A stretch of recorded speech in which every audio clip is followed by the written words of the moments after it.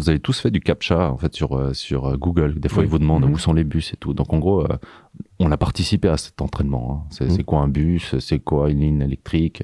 Dès qu'on cliquait c'était gratuit et on l'entraînait de l'IA. Et à partir de ça, tu compiles très rapidement. Tu compiles en fait toutes ces données, le nombre de fois de séquences. Quand tu vois un truc avec plein de pixels jaunes et des roues, et qui ressemble à des roues, c'est un bus américain. Enfin voilà. Tu en fais un modèle et ce modèle-là, c'est ce qu'on utilise avec ChatGPT ou autre. Et donc ça fait un peu des modèles statistiques aussi. On en parlait avant, mais pour l'écriture, c'est un chat mange, et puis en fait, je dis n'importe quoi, 67% de chances que ça va être la souris après. Après, ça va être un autre animal, il y a tout le règne animal qui va y passer.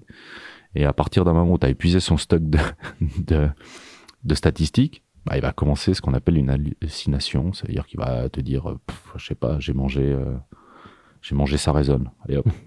C'est un podcast. Pourquoi tu manges ça? Pète un câble. Et à partir de là, t'atteins les limites, en fait. Ouais.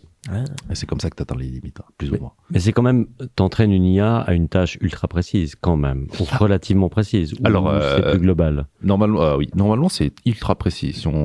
Par exemple, si on prend IBM avec, quand ils avaient Deep Blue, pour Kasparov dans les années fin 90. Mais ça, c'est déjà de l'IA?